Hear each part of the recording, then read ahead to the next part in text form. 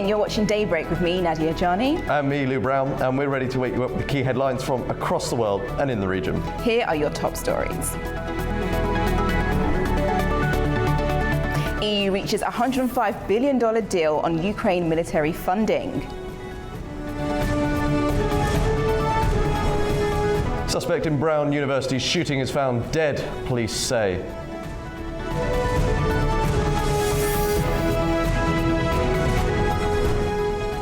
And Australia announces gun buyback scheme in wake of Bondi Beach attack.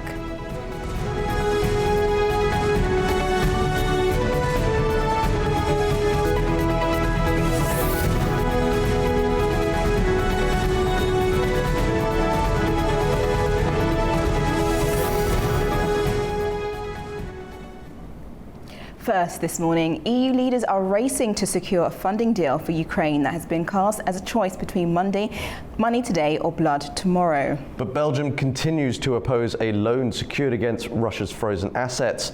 Meanwhile, European Union leaders have decided to provide a massive interest-free loan to Ukraine to meet its military and economic needs for the next 2 years. Here's more on that story. European Union leaders have agreed on a new financial package to support Ukraine over the next 2 years. The plan provides Ukraine with an interest-free loan of €90 billion. Repayment would only be required if Russia pays war reparations, and the EU said it could use frozen Russian assets if needed. The member states have agreed to finance the Ukraine through EU borrowing on the capital markets for an amount of €90 billion for the next 2 years. We will do this by way of enhanced cooperation that is backed by the EU budget headroom and based on an unanimous agreement to amend the MFF. Similarly to the reparations loan, very important here, Ukraine would only need to pay back the loan once it receives reparations. Ukraine says it will face growing financial pressure in the coming years. President Volodymyr Zelensky warned the country could have a €45 to €50 billion aid gap in 2026, which may slow defence production. If this tranche does not arrive, Ukraine's drone production will be reduced significantly. For comparison, if today we, in terms of cheap drones that we use on the battlefield, have an approximately competitive number of such drones with Russia, then it will be much lower. Number of such drones. EU officials said longer-term funding for Ukraine beyond 2027 will be addressed in negotiations on the bloc's next multi-annual budget framework. Well, shortly after meeting EU leaders, Ukrainian President Zelensky addressed reporters about US President Donald Trump's influence in efforts to bring the war in Ukraine to an end. Look, it's not simple dialogue, really. I mean, we are in the war in the United States, you know, they are the decision makers who can really stop Putin. And I count on this. But I really count on pressure from the United States. Now United States more mediating, it's true they're mediating between us. But I really wanted very much them more steps pressuring Russia, because I think that Putin doesn't want to stop this war, but he can if United States will pressure more. And President Trump, he can, I think so, and God bless, he will be successful in this. Yes, but we will continue next year. We'll now take a look at the stories shaping the day across the globe, and we go first to our A News website, and that is also leading with EU leaders agreeing joint borrowing to fund Ukraine, setting aside plan to use Russian frozen assets. So just so you know, there was a summit over the past couple of days, and that's where $105 billion support package was agreed for Ukraine. Funding will come from EU borrowing, not from Russian frozen assets, which is what Zelensky was actually pitching for a long time, but there was quite a few opposing that. The loan will be repaid only once Russia pays back reparations, according to EU leaders. And the agreement followed intense overnight negotiations, with Germany confirming the final deal. Yeah, it's a point that's been in contention throughout this whole process, Nadia, about Euroclear, the Belgium-based bank that has most of the Russian assets, do not want to be held culpable if the EU were to tap into those and give them to Ukraine. So they had some pushback there. The EU holds around 210 billion euros of frozen Russian assets. Belgium demanding binding guarantees before approving any mechanism tied to the reparations. Now, the EU will continue using interest from frozen assets for Ukraine, but not the principal. Now, finally, just Brussels authorised further exploration of legal pathways to use Russian assets in future, but for now, it is not going to be used. Okay, right, we turn to the next website, which is the BBC, and the leading story that just broke an hour ago, and that is in regards to the identification of the Brown University shooting suspect has now been found dead, police say. So this, as I mentioned, came out just over an hour ago. Police confirmed that the gunman as Claudio Manuel Neves Valente, who was 48, a former Brown PhD physics student originally from Portugal. He was found dead inside a storage facility in Salem, New Hampshire, having taken his own life. We don't know what the motive is at the moment. There's no indication of anti-Semitism and no belief that he acted with accomplices either. Authorities recovered 2 firearms, a satchel and evidence linking him to the campus attack. Yes, developing story coming in today, something that has been developing throughout the week as well. The breakthrough came from CCTV footage just up there, and this is just the latest footage, and a crucial public tip apparently as well, which blew up the case according to authorities and law enforcement. Police traced the vehicle through a rental company, like you mentioned, Nadia, confirming it matched both crime scenes. Now, it was described, I believe, by one police detective as good old-fashioned police work. Now, the multi-state manhunt spanned Rhode Island, Massachusetts, and New Hampshire, involving local police, state troopers, and around 500 FBI agents. So a lot of resources poured into finding the culprit of this Brown University shooting. Exactly. So I'm sure more information will come out. We'll keep you updated in relation to that. We now go to our next story, which is at France 24. And that particular one is something that's been in the works for a long time. TikTok has now signed a joint venture deal to end US ban threat over ownership. So this has been going back and forth for a past year now, especially because Trump is now in office. TikTok has agreed to basically do a joint venture with Oracle, Silver Lake and Abu Dhabi's MGX as major investors. ByteDance will keep up to keeps under 20% ownership, and the rest will therefore go into US partnerships, which is something that Donald Trump was definitely vying for. An internal memo confirms the deal has ByteDance approval and requires sign-off from Beijing. The structure is designed to comply with the Biden-era law, forcing a divestment or ban. Well, not to divulge too much, but we might remember when Donald Trump did take office and TikTok went black under the Biden administration, went dark for I think about 24, 48 hours, and then Trump signed an executive order and it came back to life.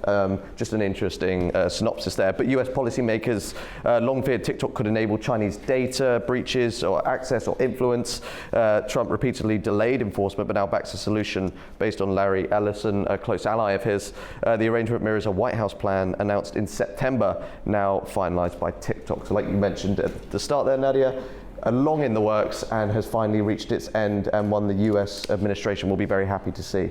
Exactly that, and especially for those who are avid users of TikTok, especially in the US, they'll be happy that their pages will stay up. Okay, now we go to the next story, which is on the DW, and it's what has triggered violence in Bangladesh. So violence erupts in Bangladesh after the death of a youth leader. So just to keep you updated on this, protests erupted after Sharif Osman Hadi, a key 2024 uprising leader, died in Singapore hospital from a shooting last week. So he was a prominent anti-Hasina, anti-India activist and was running for parliament for next year. Police say the gunman fled initially to India, issuing a reward for information, and he had reported that he'd received death threats. That spurred on a number of protests because of what's happening over in Bangladesh. Yeah, I believe, if I'm correct, do correct me if I'm wrong, Nadia, Hasina was the former leader of Bangladesh, and she's now in exile, and she recently got sentenced to the death penalty in her home country, which she used to lead. But not to digress too much, but thousands took to the streets following these protests across Dhaka and multiple cities demanding arrests. Now, crowds torched the offices of major newspapers, accusing them of being pro-India. Journalists were trapped inside burning buildings before firefighters rescued them. So very much a hot issue, a hot topic, and something that Bangladesh is grappling with domestically at the moment. If you just see these pictures here, it does really go to show the scale of the violence that's erupted in places. I'm not sure where it is yet, but that might be Dhaka. Very interesting and very, very alarming to see as well. Now, army units were deployed as well, and that's all spawned from, like we mentioned, the arrest. And just to add there, Hasina, who was the previous Prime Minister there in Bangladesh, was actually ousted because of a student-led uprising and protests. So it's definitely by young people going out and making their voices heard. So we'll see exactly how this comes together, because there is an interim government with the 2026 elections looming as well. Yes. Well, that's the roundup. We're going to take a short break, but when we return, we will go through the rest of the global stories. Stay with us.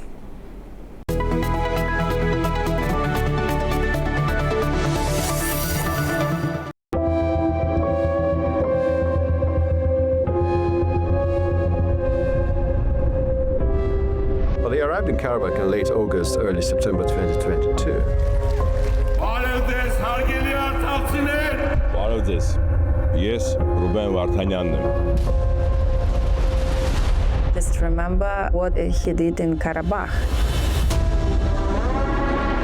Ruben Vartanyan onlara sona kadar mübarize ideyasını aşılayırdı. You are going nowhere. Is that the message? I will stay with my people here. Whatever we will face it, we will face together, yes.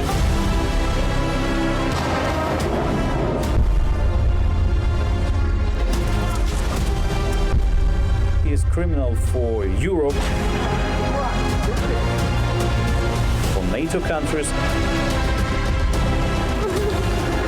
and for Ukraine.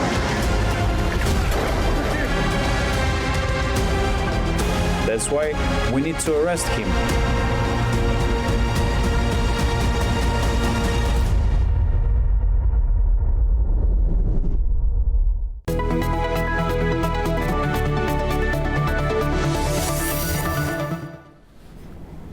Welcome back to Daybreak. Now let's have a look at the rest of the global stories. Over in the US, police say the suspect in last weekend's deadly shooting at Brown University has been found dead. Officials are now confirming links to a second killing at the Massachusetts Institute of Technology. Here's more. US authorities say the suspect in last weekend's deadly shooting at Brown University has died by suicide, ending a multi-day manhunt that spanned several states. The man was found inside a storage facility in Salem, New Hampshire. An individual was identified as Claudio Neves Valenti, date of birth, and he was a 48-year-old man. He was a Brown student, he was a Portuguese national, and his last known address was in Miami, Florida. And I will tell you that he took his own life tonight. Valenti studied physics at Brown in the early 2000s, but had no current connection to the university.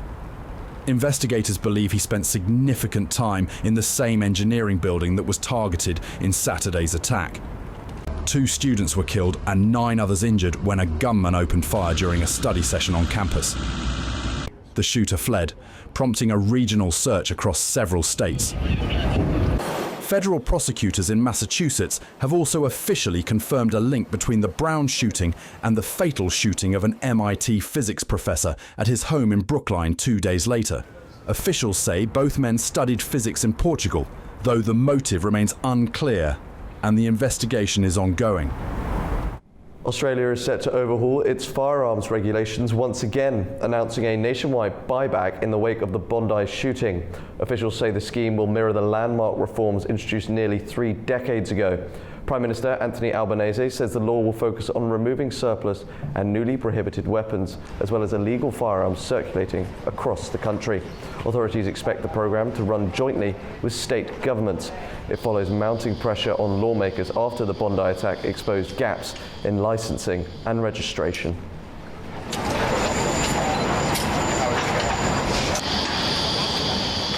Today, I'm also announcing that the government will establish a national gun buyback scheme to purchase surplus, newly banned and illegal firearms, the largest buyback since the Howard government initiated one in 1996. Australia's gun laws were last substantially reformed in the wake of the Port Arthur tragedy. The terrible events at Bondi show we need to get more guns off our streets.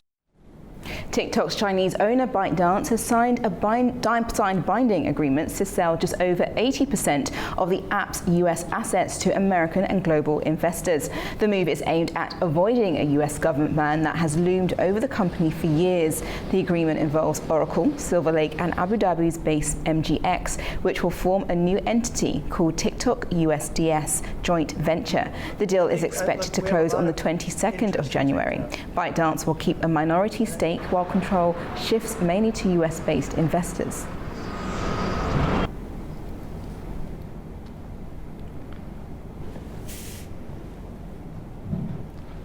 US President Donald Trump has taken a firm line on Venezuela, showing no sign of backing down from his decision to block sanctioned oil tankers. The move has unsettled energy markets and resulted in a rise in global oil prices. The international oil prices surged on Wednesday after US President Donald Trump ordered a blockade of all sanctioned oil tankers entering and leaving Venezuela. The West Texas Intermediate for January delivery increased 1.21% to settle at $55.94 a barrel on the New York Mercantile Exchange. Brent crude for February delivery went up 1.29% to settle at $59.68 a barrel on the London ICE Futures Exchange. The move also sparked political reaction inside Venezuela. Supporters of President Nicolas Maduro gathered in Caracas to protest the US oil blockade, accusing Washington of economic aggression. Speaking to reporters, US President Donald Trump defended the decision, saying Washington was seeking to reclaim lost energy interests. Getting land, oil rights, whatever we had, they took it away because we had a president that maybe wasn't watching, but they're not going to do that. We want it back. They took our oil rights. We had a lot of oil there. As you know, they threw our companies out, and we want it back.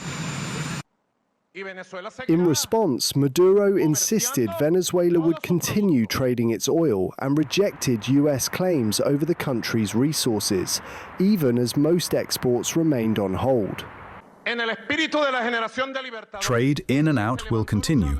Our oil and all our natural wealth that by the Constitution and Bolivar's legacy belongs, our wealth, our land and our oil, to its only legitimate owner, which for centuries and centuries has been our sovereign people of Venezuela, the absolute owner of the land, subsoil and all its wealth. The diplomatic fallout is widening. The United Nations chief has spoken with the Venezuelan president, and Maduro has requested an emergency meeting of the UN Security Council to discuss what it describes as ongoing US aggression. Well, it seems that the US are not only taking a hard stance on Venezuela, which we know all week for the past, 3 weeks now, but it's just toppling up. It keeps getting deeper and deeper and deeper as to what they're trying to do, especially within the Caribbean seas. Yeah, and we had in the Pacific the strikes as well. Yeah. I think it's reports today that there were some, and there was also reports yesterday. Yes, there was another 4 people died. Yeah.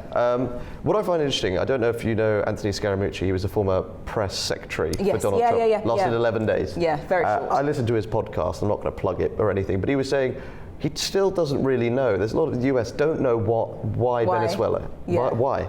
There is obviously, with everything, there's always a motive. We're just trying to uncover what that motive is, whether or not it's because, he wants to put a dummy president in there and basically get the land's riches, which is what we all think, or it's just the fact that they see them as an actual threat in regards to drug trafficking, but that hasn't really been proven in regards to narcotics, and fentanyl doesn't come from China. Exactly. And then through Mexico and so there's a lot, by Americans. Yeah, there's a Americans lot of red herrings in his in the theories that are coming up. So it'll be interesting, as in, obviously Maduro has said he's not going to move. He wants to stay. He believes he has support from the people inside Venezuela, but who can tie? It's like an arm, wrestle. Yeah, it is, and I don't think it's going to stop anytime soon. I mean, Marina Machado, yes.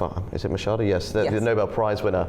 Trump would very happily, by the sounds of things, put her there. Put her as the leader in the democratic push. However, the US has not got a good track history of regime change. Yeah. So they have a lot of people are very wary of what could ensue by that. And a lot of eyes will definitely be on Venezuela and the US's impact in regards to what they're doing. Well, we now turn to, as Caracas faces renewed US pressure, China and Venezuela leaders continued high-level talks. China reaffirmed its support for Venezuela's sovereignty and opposition to unilateral sanctions. Our China correspondent Manil Makhdoom has more. Chinese Foreign Minister Wang Yi held a phone conversation with Venezuelan Foreign Affairs Minister Ivan Gil, continuing high-level engagement as Caracas faces renewed pressure from the United States. The exchange comes against a backdrop of tensions between Caracas and Washington and heightened U.S. scrutiny of China's growing footprint in Latin America. During the call, Wang said that China attaches importance to its comprehensive strategic partnership with Venezuela and is willing to work with Caracas to implement the important consensus reached by the two heads of state. He reiterated China's support for Venezuela in safeguarding its sovereignty, national dignity, and right to independent development, while stressing Beijing's opposition to unilateral sanctions and what it views as external interference, a position that implicitly contrasts with U.S. policy toward the Maduro government. Gil also briefed Wang on Venezuela's domestic situation and recent interactions with the United States, expressing appreciation for China's consistent diplomatic and political backing. He said Venezuela values China as a reliable partner amid external pressure and is ready to deepen cooperation in areas including energy, trade, and multilateral coordination, while strengthening joint positions on international issues in response to what both sides described as an increasingly polarized global situation. Manil Makhdoom, A News, Beijing. The United States has approved a $11.1 billion arms sale package for Taiwan, the largest ever for the island as tensions with China grow.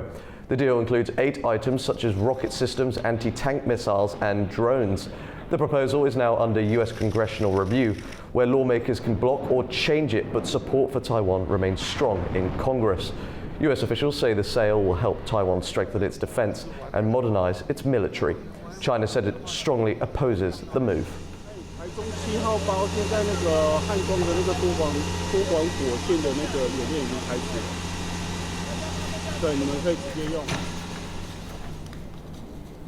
Now you can't help when you see the US giving funds to another country but think, is that not an antithesis to what Donald Trump is trying to do in his national security strategy? I wasn't expecting to read 11.1 billion sent to Taiwan, were you? No, neither was I, especially with how they're treading. It seemed to me that they were treading very carefully, especially with the Japan and China dispute over Taiwan. Yeah. And Trump was like, guys, you need to, sort it out. Let's figure this out. And then he gives this mega amount of money to Taiwan for the military for its military defense, as well as giving money to Ukraine as well. And then obviously he's got pressure on Venezuela, so he's got a lot of fingers in pies. And it's just interesting as to how China is obviously very upset, but whether or not that will dampen relations with the US will be something that we'll have to see. I mean, the national security strategy is the one thing that I always think of when I see any foreign policy done now. And some reporters suggesting he never even read it. He doesn't know what's in the national security strategy. It was Stephen Miller, like his presidential aide, who is, it's his writing. But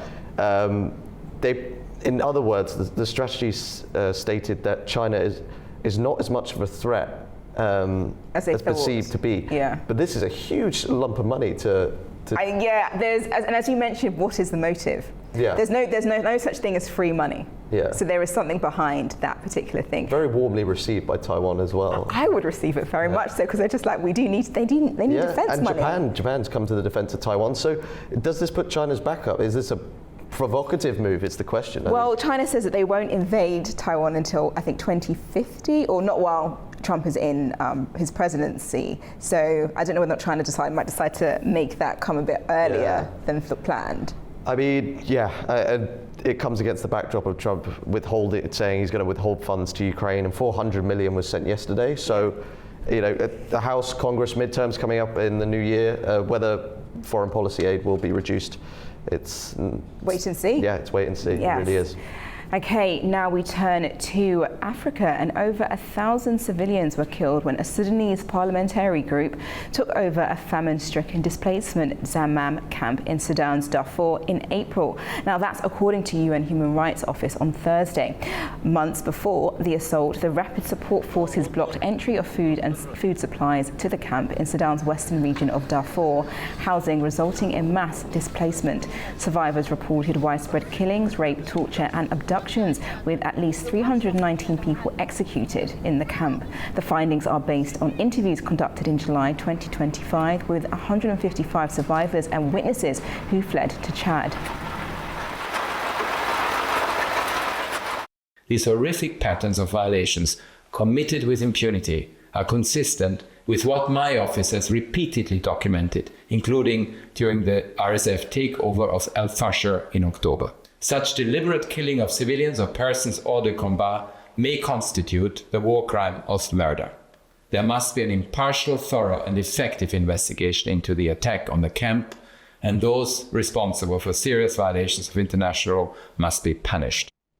Brazil's President Luiz Inácio Lula da Silva said he will veto a bill passed by the country's Congress to cut former President Jair Bolsonaro's 27-year prison sentence for plotting a coup. During a press conference on Thursday, President Lula made it clear that he was not going to approve the bill, which was passed by the country's lower house last week. It comes after Bolsonaro began serving his sentence in November for plotting that coup against Lula after losing the 2022 election.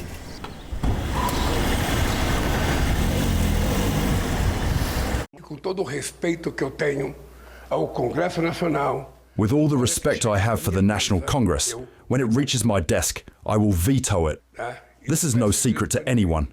When it reaches my desk, I will veto it. First, let's finish this process. We still haven't identified the financiers because they had funding. And I believe we need to take very seriously what happened on January 8th. 2023.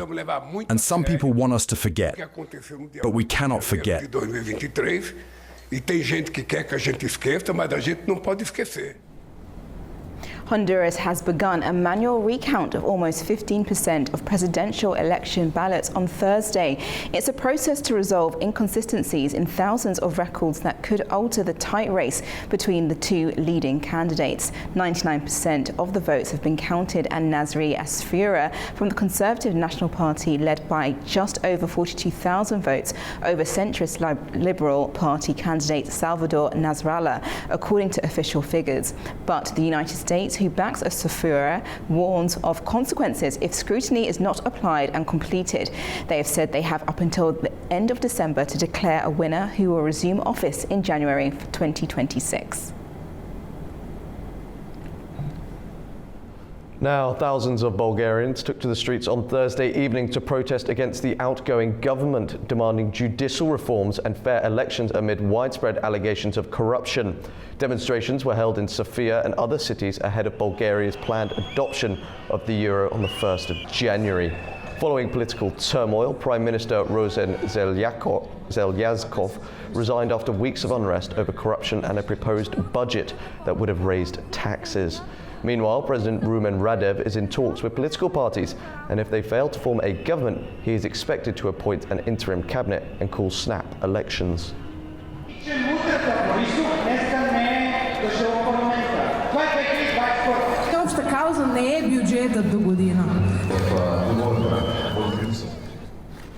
Protests have broken out in Bangladesh following the death of youth leader Sharif Osman Hadi. He was shot in the head by masked attackers while launching his election campaign in Dhaka last week and later died in a hospital in Singapore.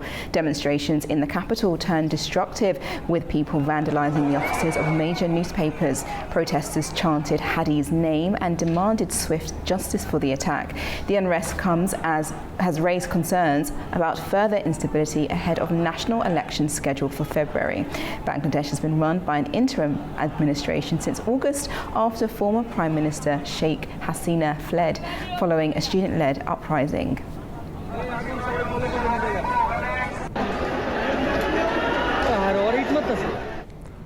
Opposition lawmakers clashed with police in Albania's parliament, disrupting a session over corruption allegations against Deputy Prime Minister Belinda Baluku. Members of the Democratic Party lit black flares, threw water at the speaker and occupied ministers' seats, prompting police to intervene. The unrest follows a request by the Special Prosecution Office to lift Baluku's immunity over alleged corruption tied to major infrastructure projects. Parliament is due to vote on the request on Friday.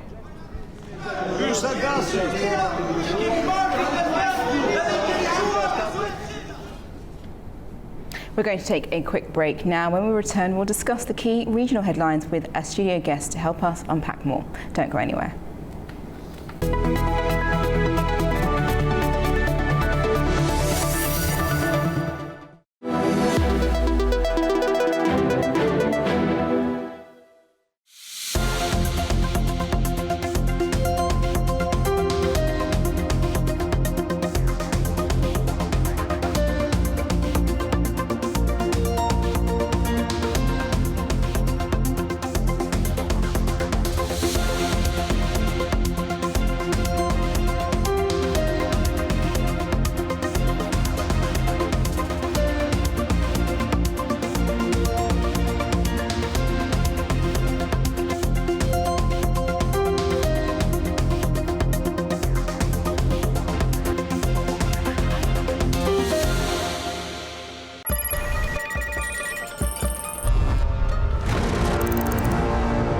On World Business, we meet the boardroom leaders making market-moving decisions.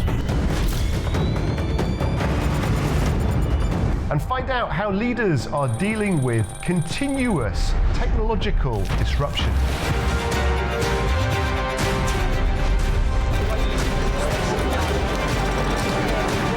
Shaken to its very foundation.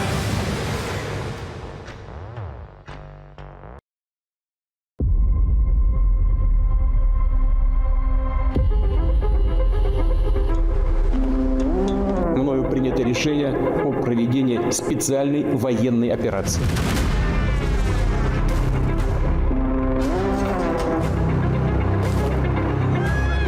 These are our people that are dying every day because these missiles and drones are still able to fly. Dual goods that are found in the battlefield. The U.S. and other countries have sanctioned Vladimir Putin directly for the invasion. Armenian trade with Russia has increased like 300-400% since 2022. Росія у Вірменії використовує різні методи обходу санкцій. Dual-use goods, which can be non-military goods like washing machines, can be then dismantled and they are used for military purposes inside Russia. All these components were produced by the countries who provided the sanctions against Russia.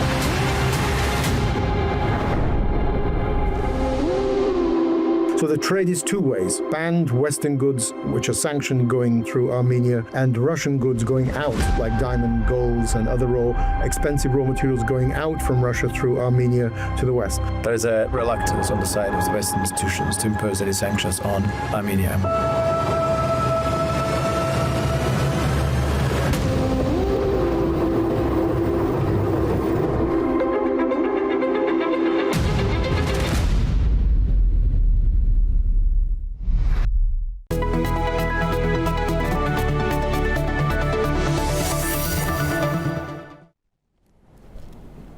Welcome back. Now let's take you through the news of what's happening across the region.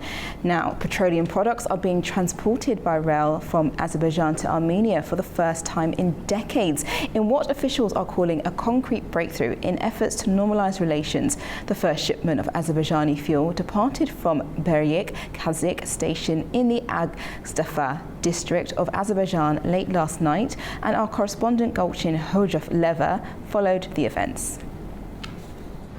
Petroleum products are being transported by rail from Azerbaijan to Armenia for the first time in decades. Officials describe the move as a concrete breakthrough in efforts to normalize relations between the two countries. The delivery began on the 18th of December, when Azerbaijan dispatched a cargo of fuel by rail. The first shipment consists of 22 rail tank cars carrying more than 1,200 tons of AI-95 petrol produced by Azerbaijan's state-owned company, Sokar. The cargo departed from Baku's freight station and is being transported through western Azerbaijan before transiting Georgia on its way to Armenia. Officials on both sides say the delivery goes beyond political statements and reflects the real economic benefits of peace. Armenian Prime Minister Nikol Pashinyan has welcomed the move, noting that while the trade is being conducted by private companies, it has been made possible by improving political relations. Analysts say the reopening of rail transport could lay the groundwork for broader regional connectivity. This might encourage further trade, energy cooperation and confidence-building measures across the South Caucasus. This is Gülçin Hocaliyeva with Zohrab Shirinov for A News. Baku International Sea Trade Port has reached a historic milestone, surpassing 100,000 TEU in annual container traffic for the first time. And to provide some context, that's longer than driving from Baku to Tbilisi. Officials say the record reflects faster cargo handling driven by the integration of port and railway operations, as well as the launch of a single transit centre earlier this year. Port authorities say the growing volume of container traffic highlights Azerbaijan's rising importance as a strategic east-west logistics gateway.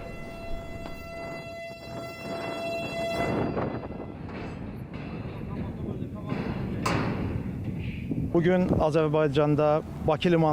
year, the International Sea Trade Port has reached the level of 100,000 TEU for the first time. Calculations are still ongoing, and we expect the figure to reach around 104 to 105,000 TEU by the end of the year.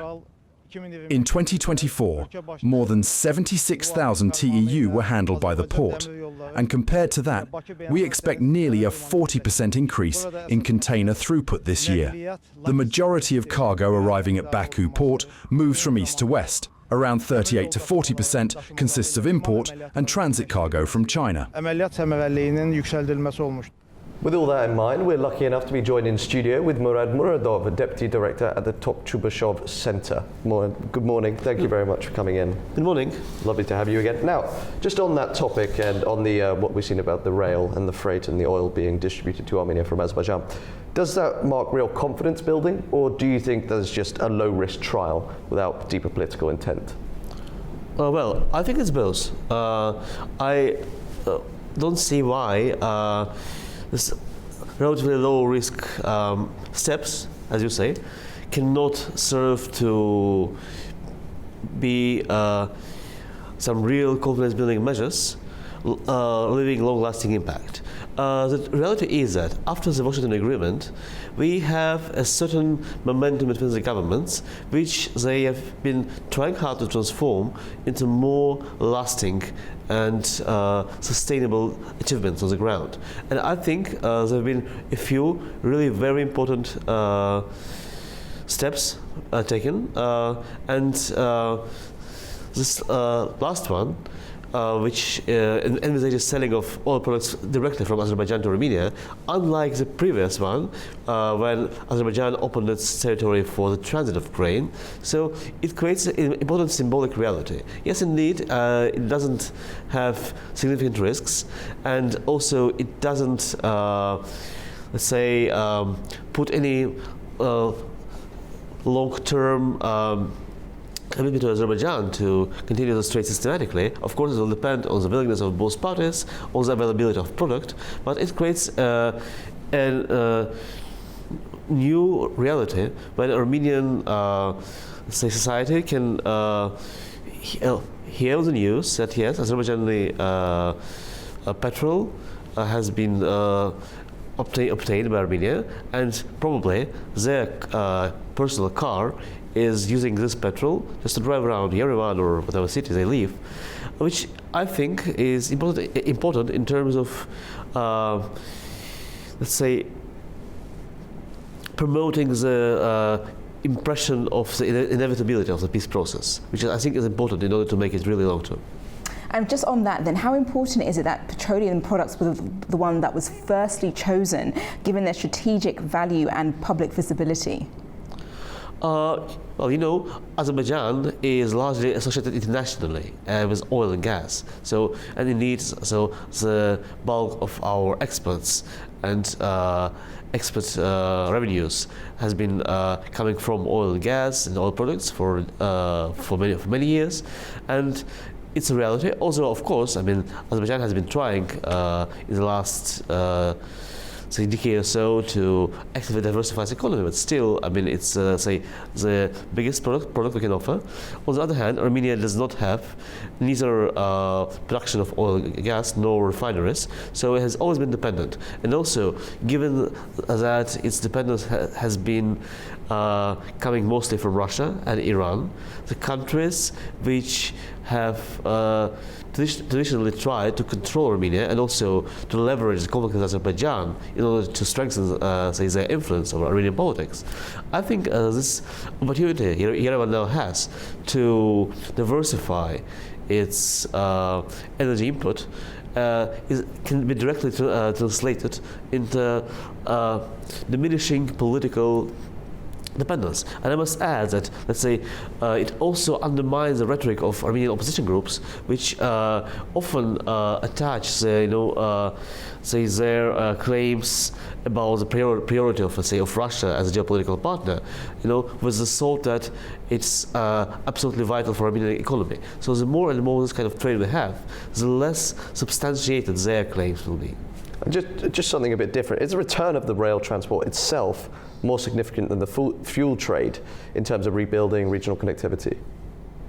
Well, of course, both are important. So for now, as you know, still the oil and any other potential exports, so they are being transited through the Georgian territory, to the Georgian railway, due to the fact that the direct connection between Azerbaijan and Armenia, which existed in the Soviet times, has been basically demolished, mostly on the Armenian side. Yeah, I must on this point emphasize that actually the part of the track from Kazakh and Azerbaijan to the Armenian border is existing, but then the track within Armenia has been is not in a usable condition right now. Yes, right now Georgia has basically the monopoly on doing this, and we have heard also recently some arguments about tariffs, and in an important gesture, Georgian Prime Minister Kobahidze ordered that this first batch of exports should be treated as tariff-free. Let's see what happens in the future. So I hope, I mean, both Baku and Tbilisi will be able to find a long-term solution on tariffs and, you know, on transit fees, which will be, let's say, optimal and take into account the interests of every party. And does this step bolster Azerbaijan's role in driving post-conflict integration, or does it raise expectations for reciprocal moves? Yes, indeed. As you might know, the issue of Zangezur corridor and in general the uninterrupted connection between Azerbaijan and Nakhchivan has been one of the centerpieces of the peace process, and I think for a long time Armenia's unwillingness to provide clear answers and clear roadmap was among the main reasons, for Baku's discontent.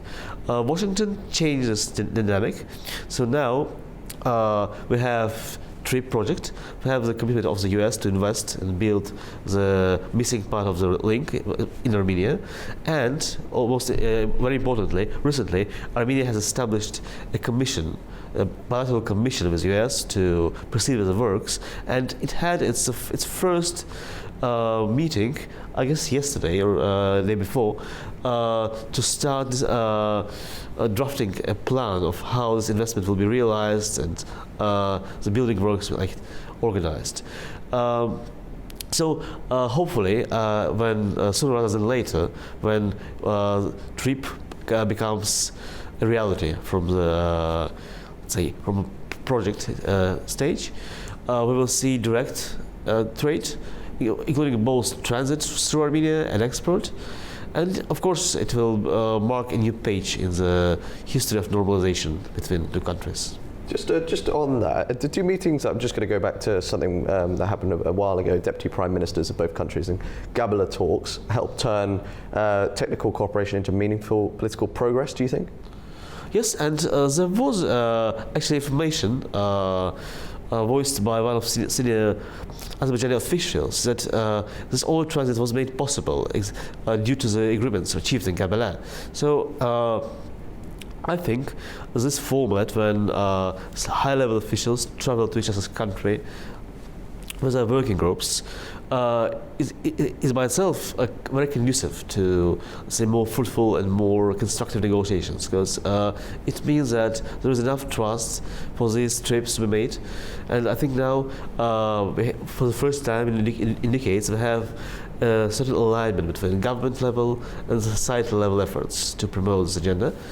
And I hope that other issues regarding, let's say, environment, I mean the use of extraterritorial waters, then economic cooperation on in the borderline areas, and hopefully also closing all the remaining issues about landmines and the missing persons from Azerbaijan. So they will all be made closer by this, let's say, two-track process. Thank you very much, Mara, for your insights this morning. Thank you. We're going to take a very short break. Coming up, we will talk about the rest of the regional stories. Stay with us.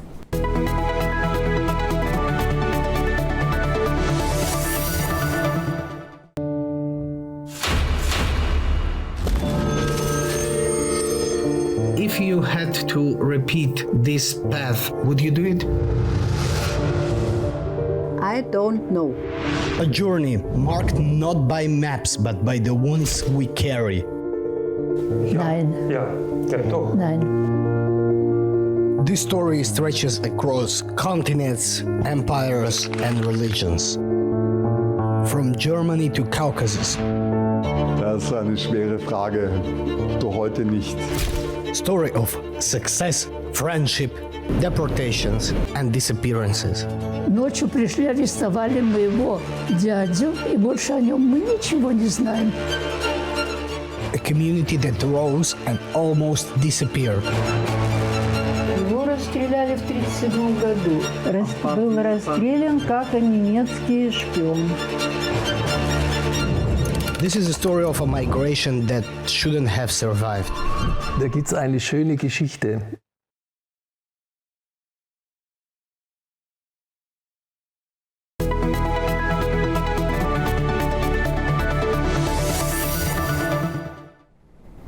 Welcome back. Now, Afghanistan and Kyrgyzstan has taken major steps to expand regional trade and economic cooperation. Both countries have signed commercial agreements worth $157 million to strengthen private sector ties. Our correspondent, Tamim Bahis, has more. A business connectivity conference between the private sectors of Afghanistan and Kyrgyzstan was held in Kabul. The event was organized by the Afghanistan Chamber of Commerce and Investment and brought together senior officials and business leaders from both countries. The Minister of Industry and Commerce of Afghanistan, Nuruddin Azizi, said the main purpose of the conference was to identify investment opportunities, evaluate existing challenges, and take practical steps to strengthen economic cooperation. During the event, Azizi announced the official launch of a Kyrgyz trade house in Kabul, adding that Afghanistan is also planning to open its own trade house in Bishkek in the near future. Meanwhile, Kyrgyzstan's Minister of Economy and Trade highlighted his country's interest in expanding trade with Afghanistan, He said that the newly launched trade house will help establish a direct contact between companies, facilitate transit of goods, and host trade meetings. At the conference, contracts worth $157 million were signed between 10 companies, covering sectors such as cement, fresh fruits and vegetables, pharmaceuticals, transit, telecommunications, and security equipment. The head of the Afghanistan Chamber of Commerce and Investment said the country offers strong investment opportunities and emphasized the Chamber's commitment to long-term and sustainable cooperation between the private sectors of both nations. This visit comes at a time when trade between Kabul and Islamabad has been suspended for more than 2 months, a situation that has opened new avenues for Afghanistan's trade and increased interest from Central Asian countries. Tamim Bahis in Kabul, A News. Now, in Turkey's city of Konya, a centuries-old ritual is drawing visitors from around the world. Let's have a look. In Konya, silence speaks before the music begins. White robes glide across the floor, black cloaks fall away, and a centuries-old ritual comes to life. This is Sebi Arus, not a mourning, but a reunion. The anniversary of the death of Mevlana Jalaluddin Rumi, the Sufi poet who taught that death is not an end, but a return. Rumi expressed his reunion with God as being reunited with his beloved, like a wedding night. And even when his doctor said, "May God grant you healing, get back on your feet soon," while he was in his hospital bed, he said, "Enough is enough. My duty in this prison called the world is over. Let me go to my beloved." And he was reunited with his beloved on December 17th in the afternoon. The spinning bodies follow a language older than words. Hands speak, one raised to the sky, one turned toward the earth. His left hand points downwards, his right hand, the prayer hand, upwards, and the fingers of his left hand open. These point to an attitude of whatever comes from God, we do not keep it for ourselves. We distribute it to the whole world. But the ritual begins long before the spin. In quiet workshops, devotion is stitched, pressed, and shaped by hand. The tenure, the white garment, the long white robe symbolizes purity, cleanliness, and also the burial shroud because it constantly reminds the dervish of death. The black cloak we wear over it symbolizes the earth of the nafs. Even the headwear carries meaning shaped slowly, patiently as an act of worship. Since Sikhs, dervishes' headwear are the tombstones of their nafs, meaning self in Arabic, and sometimes translated as ego or soul, worship is taken into consideration here. And we too do clean and good work to act in a line with the worship. Each year, Konya draws seekers from across the world, drawn not by spectacle, but by meaning. This is the time where it's feel like a celebration. It feels like coming near to Him, and it's like time where my heart get cleans, my heart get strength, and my heart get a lot of light here.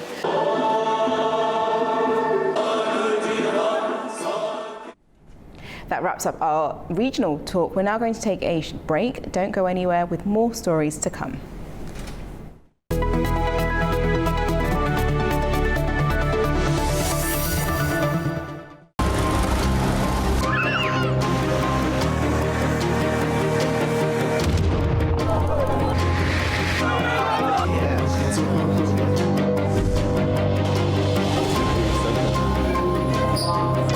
And welcome to Primetime. What a show we've got lined up for you.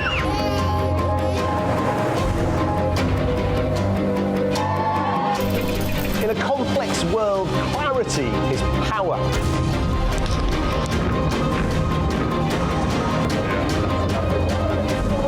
Two hours live, diplomacy dissected in a spin-free environment. That's Prime Time with me, Guy Schoen, weekdays on A News.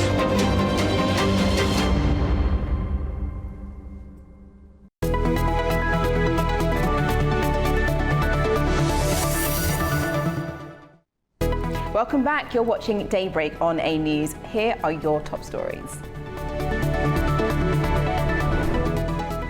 EU reaches a $105 billion deal on Ukraine military funding. Suspect in Brown University shooting is found dead, police say.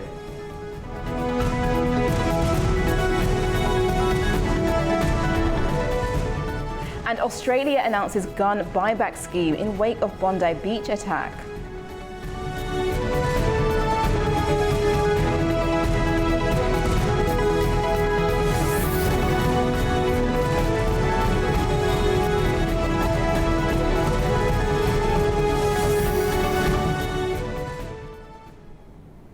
EU leaders are racing to secure a funding deal for Ukraine. However, Belgium continues to oppose a loan secured against Russia's frozen assets due to funds being held in the country with Euroclear. Meanwhile, European Union leaders have decided to provide a substantial interest-free loan to Ukraine to meet its military and economic needs for the next 2 years. Here's more on that story. European Union leaders have agreed on a new financial package to support Ukraine over the next 2 years. The plan provides Ukraine with an interest-free loan of 90 billion euros. Repayment would only be required if Russia pays war reparations, and the EU said it could use frozen Russian assets if needed. The member states have agreed to finance the Ukraine through EU borrowing on the capital markets for an amount of 90 billion euros for the next 2 years. We will do this by way of enhanced cooperation that is backed by the EU budget headroom and based on an unanimous agreement to amend the MFF. Similarly to the reparations loan, very important here, Ukraine would only need to pay back the loan once it receives reparations. Ukraine says it will face growing financial pressure in the coming years. President Volodymyr Zelensky warned the country could have a 45 to 50 billion euro aid gap in 2026, which may slow defence production. If this tranche does not arrive, Ukraine's drone production will be reduced significantly. For comparison, if today we, in terms of cheap drones that we use on the battlefield, have an approximately competitive number of such drones with Russia, then it will be much lower. Number of such drones. EU officials said longer-term funding for Ukraine beyond 2027 will be addressed in negotiations on the bloc's next multi-annual budget framework. Over in the US, police say the suspect in last weekend's deadly shooting at Brown University has been found dead. Officials are now confirming links to a second killing at the Massachusetts Institute of Technology. US authorities say the suspect in last weekend's deadly shooting at Brown University has died by suicide, ending a multi-day manhunt that spanned several states. The man was found inside a storage facility in Salem, New Hampshire. An individual was identified as Claudio Neves Valenti, date of birth, and he was a 48-year-old man. He was a Brown student. He was a Portuguese national, and his last known address was in Miami, Florida. And I will tell you that he took his own life tonight.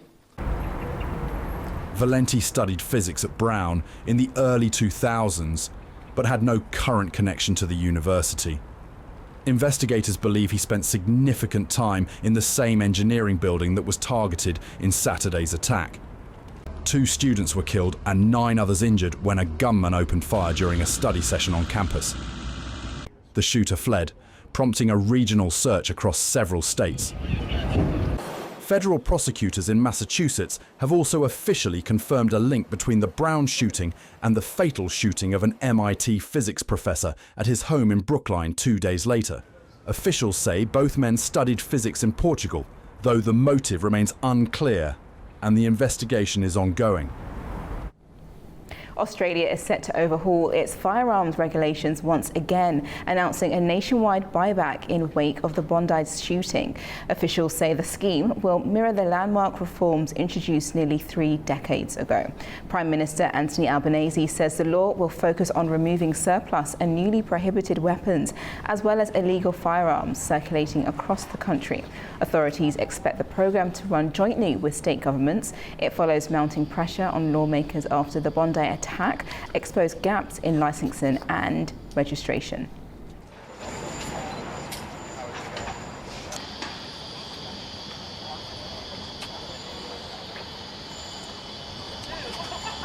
Today, I'm also announcing that the government will establish a national gun buyback scheme to purchase surplus, newly banned and illegal firearms, the largest buyback since the Howard government initiated one in 1996. Australia's gun laws were last substantially reformed in the wake of the Port Arthur tragedy. The terrible events at Bondi show we need to get more guns off our streets. Congressional Democrats have released dozens of new images from Jeffrey Epstein's estate ahead of a Justice Department deadline. The photos include passages from Vladimir Nabokov's Lolita written on a woman's body, redacted foreign passports and messages referring to young women. Prominent figures appear in some images, including Donald Trump, Bill Gates, Noam Chomsky, Steve Bannon, Woody Allen, columnist David Brooks, and many others.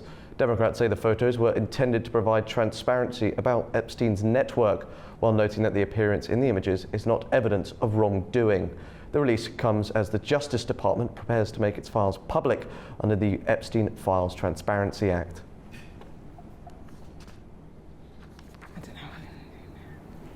Kazakhstan and Japan are set to deepen economic ties during President Kassym-Jomart Tokayev's official visit to Tokyo, where a series of multi-billion-dollar agreements is expected to be signed. Our correspondent Fariza Kalimazana has more. Kazakhstan and Japan are moving to deepen their economic partnership during President Kassym-Jomart Tokayev's official visit to Tokyo. A package of commercial agreements totaling more than $3.7 billion is expected to be signed. The package includes over 40 documents covering energy, renewable energy, digitalization, mining and transport. President Tokayev is also scheduled to meet representatives of major Japanese companies, underscoring the business-focused nature of the visit. This is President Tokayev's first official visit to Japan, and it began with a meeting with Emperor Naruhito, setting the political context of the trip. According to experts, Japan views Kazakhstan not only as a market but as a strategic partner in Eurasia. Tokyo is seeking stable access to uranium and other critical minerals. Kazakhstan holds a significant share of the global uranium market and is seen as a key partner as Japan moves to restart its nuclear energy sector. Rare earth metals are also part of this agenda, helping Japan reduce dependence on Chinese suppliers in sensitive industries. Economic ties reflect this trend. Trade turnover reached $1.8 billion last year, while foreign direct investment from Japan exceeded $468 million. The Japan Bank for International Cooperation has also signaled readiness to invest an additional $200 million in energy, infrastructure, food processing, and engineering projects. The visit continues on Friday in an expanded regional format with discussions expected alongside other Central Asian leaders at the Central Asia-Japan Summit. Fariza Kalimurzina, Almaty, A News. Now, staying on that story, I'm now joined live by Professor Shijiro Takeshita, a university professor in Japan. Welcome to the program. Thank you for having me. My first question is, this is Tokayev's first official visit to Japan. Why is that significant? It's very significant. I mean, he's also met with our emperor, and it's not only a diplomatic, but it's much more to do with economic side as well, as you reported earlier.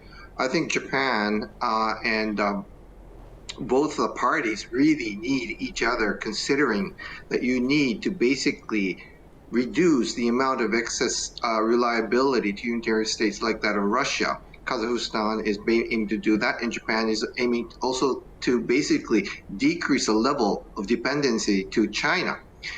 So, we have a very interesting strategic logistic ties that we can strengthen. And at the same time, we can boost our trade. There are so much potential on both sides of benefiting from each other. So I think this is a very, very important and a very good move. And just on that then, obviously you mentioned it's very economic. There's a series of large economic agreements that are due to come out in this particular state visit. Can you provide any more detail as to what that is or where that will go? In particular, what Japan is aiming for is rare metal, but moreover, the uranium, because right now our dependency to nuclear power for a generation is around 8%, and we're aiming to raise this to 20% by year 2030. Now, this is way lower than the dependency of 30% before the Great East Japan earthquake, but still we want to increase the level. Partly to reduce carbon dioxide and to basically reduce excessive dependency to oil. So, this is very much to do with our security measure as well, as far as energy is concerned. So we are in desperate need to diversify our supply chain.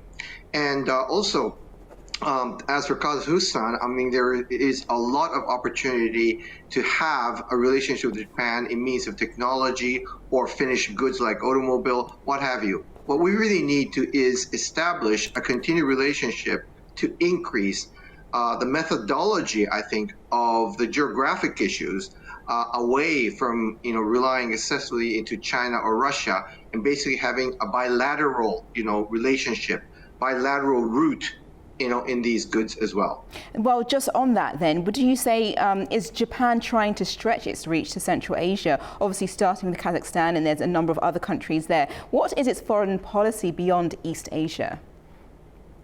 Well, basically to lessen, the excessive reliance to the likes of unitarian states, likes of China and Russia.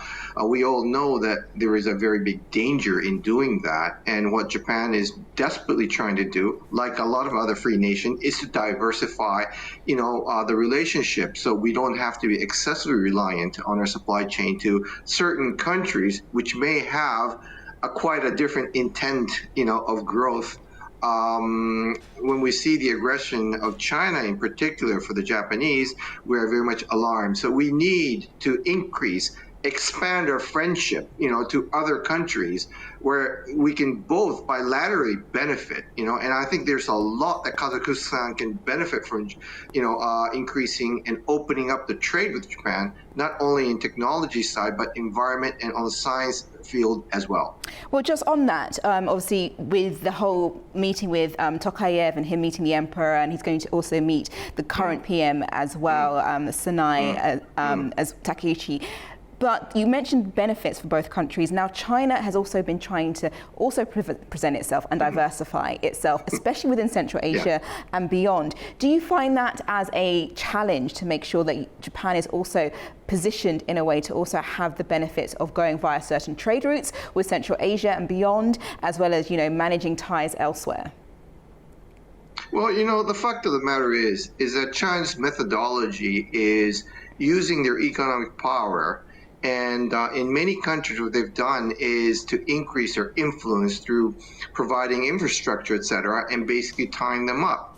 Now, the intent of the Chinese government is very much like that of Russia, a typical unitarian state type of methodology where they tend to squeeze people that way and not really have a fair trade agreement, because they tend to retaliate when something that politically they don't like happens, retaliate their economic side. So what we really need to do is expand, our ties with the true friends. Now, China is really going, as you just reported, CPTPP and various other, economic ties in order to strengthen their stance and their positioning of these, I would say groups, which in my opinion is pretty dangerous to say the least.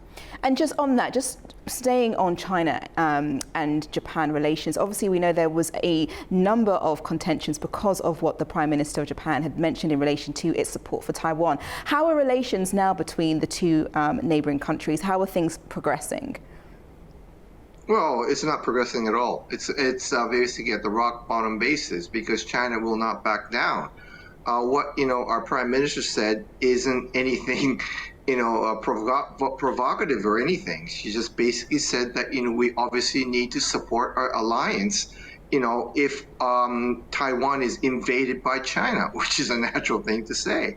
But China will not back down. And as I told you, what they're doing is retaliating through economic issues. For example, halting Japanese fishery goods and telling the Chinese tourists not to come to Japan because it's dangerous, which is pretty strange because the crimes that the Chinese, oftentimes both the victims and the accusant is Chinese, is declining over the years. Unlike the Japanese in China, where a 10-year boy was slashed to death last year because of Japan hating Chinese and Japanese school buses being attacked. So they're being quite unreasonable about it, and they're trying to bully their way, which is a typical methodology that these unitarian states take. And for that reason, obviously Japan cannot back down and China will not back down. So you have a parallel thing going. The only thing that will basically come to resolution in this issue is time. I see. Well, currently at a standstill. Well, thank you so much, Mr. Takeshita, on regards to all of that. We'll definitely speak to you in the future. Thank you. Now, TikTok's Chinese owner, ByteDance, has signed binding agreements to sell just over 80% of the app's US assets to American and global investors. The move is aimed at avoiding a US government ban that has loomed over the company for years. The agreement involves Oracle, Silver Lake, and Abu Dhabi-based MGX, which will form a new entity called TikTok USDS joint venture. The deal is expected to close on 22nd of January. ByteDance will keep a minority stake while control shifts mainly to US-based investors.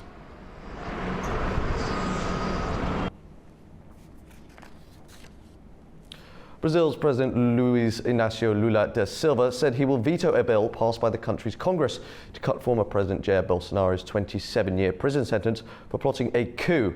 During a press conference on Thursday, President Lula made it clear that he was not going to approve the bill, which was passed by the country's lower house last week.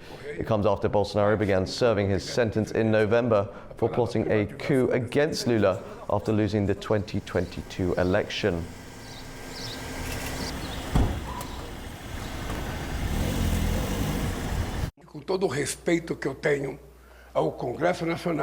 With all the respect I have for the National Congress, when it reaches my desk, I will veto it. This is no secret to anyone. When it reaches my desk, I will veto it. First, let's finish this process. We still haven't identified the financiers because they had funding. And I believe we need to take very seriously what happened on January 8th, 2023.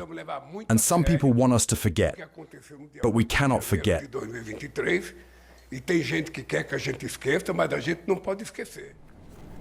Honduras has begun a manual recount of almost 15% of presidential election ballots on Thursday.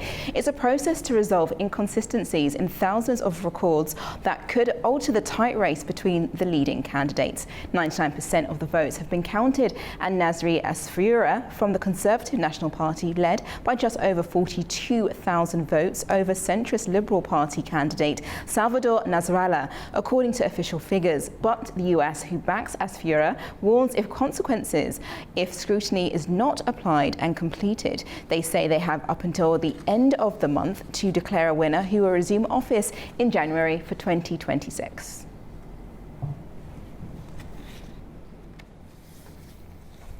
Thousands of Bulgarians took to the streets on Thursday evening to protest against the outgoing government, demanding judicial reforms and fair elections amid widespread allegations of corruption. Demonstrations were held in Sofia and other cities ahead of Bulgaria's planned adoption of the euro on the 1st of January.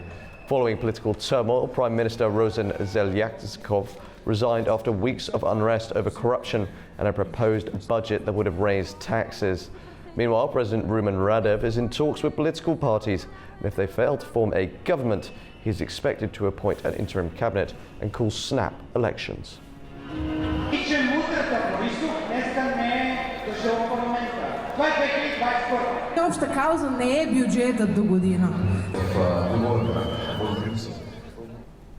Protests have broken out in Bangladesh following the death of youth leader Sharif Osman Hadi. He was shot in the head by masked attackers while launching his election campaign in Dhaka last week and later died in a hospital in Singapore. Demonstrations in the capital turned destructive, with people vandalizing the offices of major newspapers. Protesters chanted his name and demanded swift justice for the attack. The unrest has raised concerns about further instability ahead of national elections scheduled for February next year. Bangladesh has been run by an interim administration since August after former Prime Minister Sheikh Hasina fled following a student-led uprising.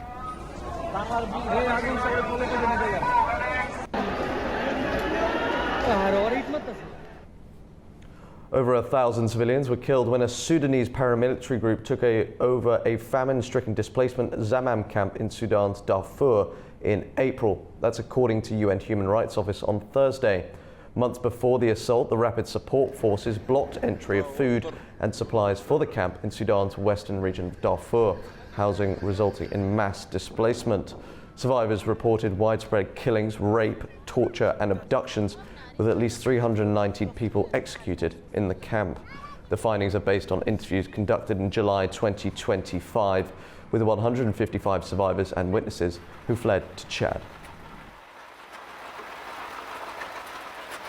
These horrific patterns of violations committed with impunity are consistent with what my office has repeatedly documented, including during the RSF takeover of Al Fasher in October. Such deliberate killing of civilians or persons hors de combat may constitute the war crime of murder. There must be an impartial, thorough and effective investigation into the attack on the camp, and those responsible for serious violations of international law must be punished.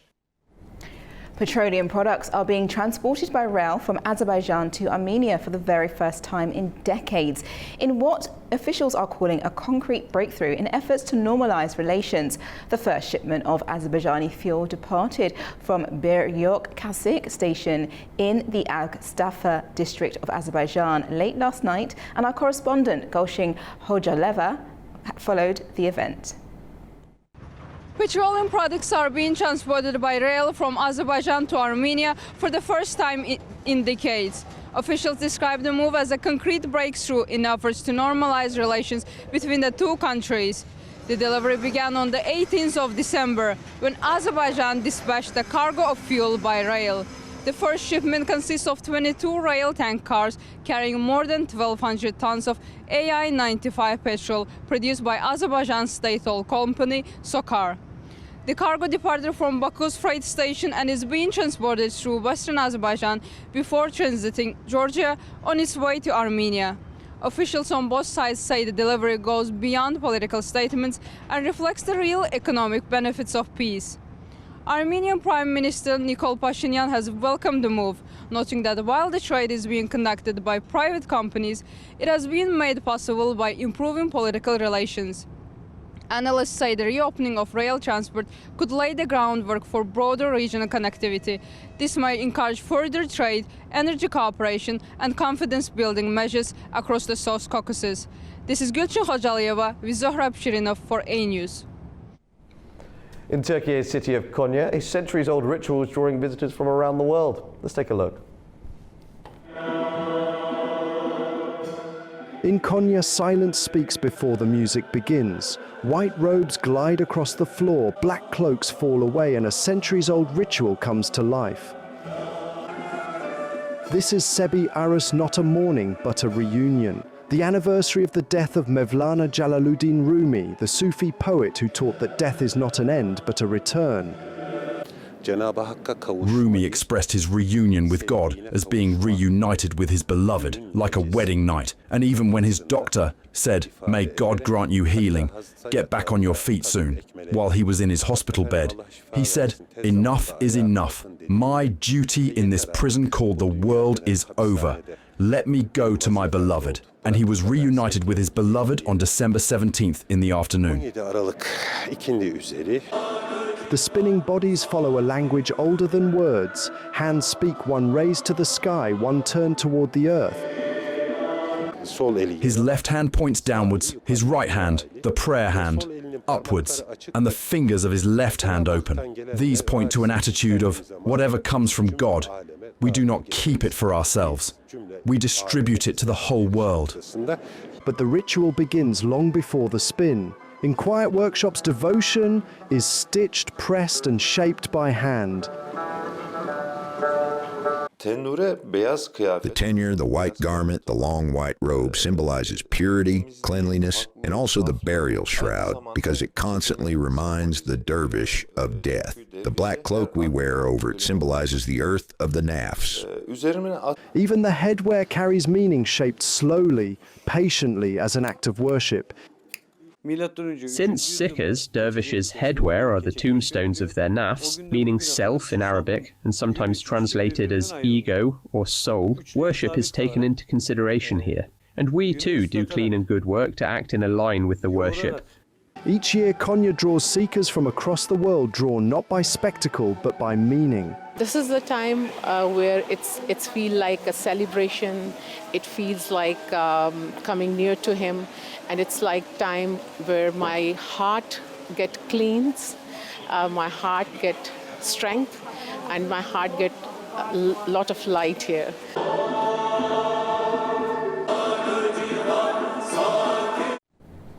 We're now going to go to a break. When we return, we'll bring you the top stories from the US and Europe. Stay with us.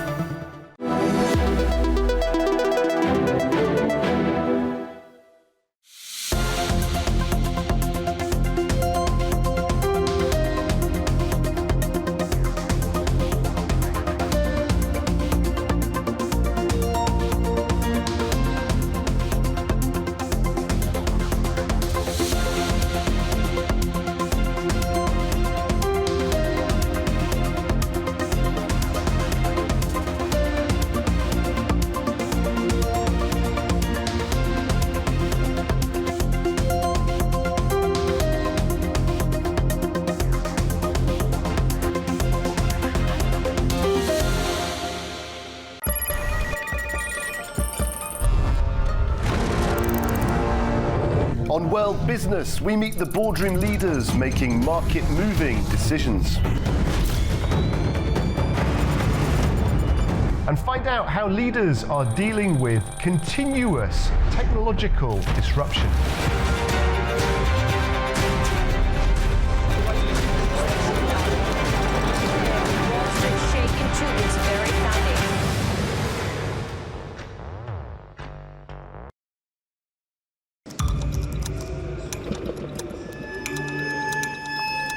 Inside Politics delves deeply into the heart of global issues shaping our world today.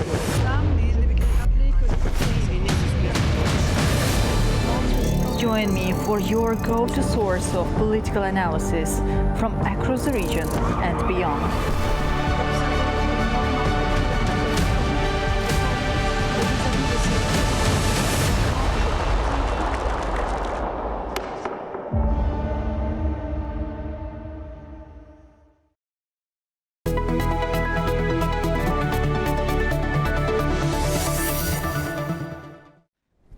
Welcome back. Now, Washington is seeking congressional approval for more than $1 billion weapons package for Taiwan as concerns rise over China's military intentions toward the island.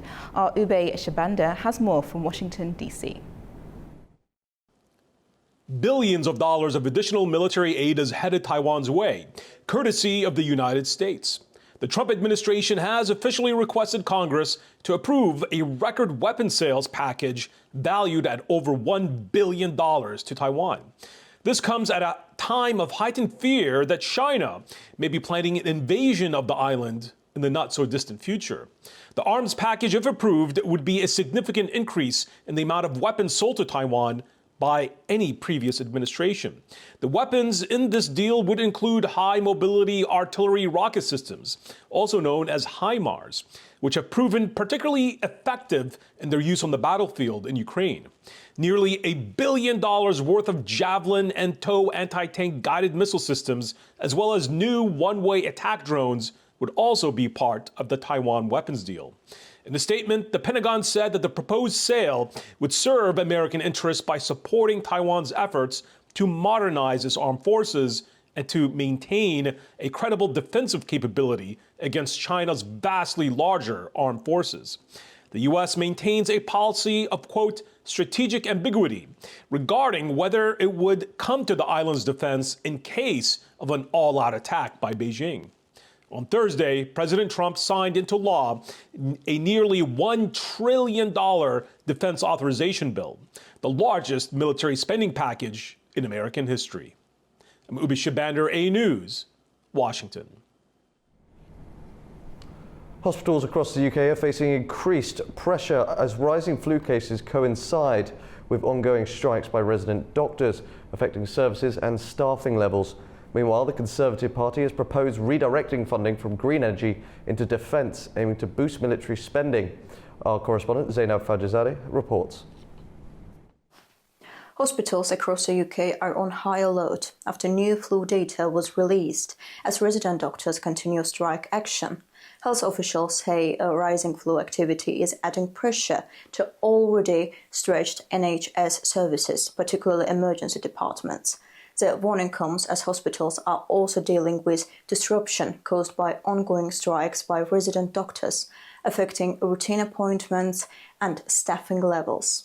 The NHS says plans are in place to manage demand, but has urged the public to use services responsibly and consider alternatives such as pharmacies and NHS 111 where appropriate. Doctors' leaders say their strikes are continuing over pay and working conditions, while the government insists talks are ongoing. Health authorities say the combination of seasonal illness and industrial action is challenging, but hospitals remain open and continue to prioritize urgent and emergency care. On a different note, the Conservative Party says it will cut funding for green energy projects and redirect the money into defence, arguing the UK needs to be ready for war. Party leader Kemi Badenoch says a future Conservative government would move £17 billion into the military, calling defence the government's top priority. The party says a new sovereign defence fund backed by private investment could mobilise up to £50 billion. Under their plans, £6 billion would be moved from research and development to the Ministry of Defence, and £11 billion from the National Wealth Fund would be redirected from clean energy projects to defence and national resilience. Labour has dismissed their proposals as fantasy figures, saying the Conservatives left the armed forces underfunded during their time in power. The government says it is already increasing defence spending to 2.5% of GDP by 2027 and 3.5% by 2035. The Conservatives argue that it isn't fast enough, calling for defence spending to reach 3% by the end of the decade. Badenoch also says that UK must reduce reliance on China in defence supply chains. Zainab Fajizadeh, A News, Manchester. Now, with it being less than a week away, cities across the world are preparing for Christmas and all that it brings. Treats, family gatherings, food and lots of lights. We head to Uganda, where hundreds gathered in the capital of Kampala to celebrate Christmas there, where markets, carols and prayers to celebrate the season, as well as a very tall tree. Over in Jerusalem, Santa was handing out Christmas treats to residents in Jerusalem to mark the season. We then go to I'm speeding up a little bit, so sorry about that. This is Santa in Jerusalem, marking the season and also handing out festive trees, Christmas trees to local residents in the area. We then go to Rio de Janeiro. Santa's taking a plunge inside an aquarium to spread some Christmas cheer, surrounded by tropical fish and a few shark there that all of the visitors got to see. After that, we head to Moscow's Red Square, was in full swing with elaborate decorations. New Year's Day is Russia's main seasonal holiday, while Orthodox believers celebrate Christmas on the 7th of January. And last but not least, New York prepares for its New Year's celebrations at Times Square, with a week to go until the iconic ball drops to usher in 2026. Okay, guys, thank you. Yeah, I know, but thank. Well, that is it from us for this week as well. We break for the Christmas. So thank you very much for watching Daybreak with me, Nadia Jani. And me, Lou Brown. You're up to date world news for this morning, and I won't be back, sadly, but Nadia will be back in the new year to keep you up to date, and Daybreak with the same team that's been keeping you up to date in your mornings. And it's goodbye from me.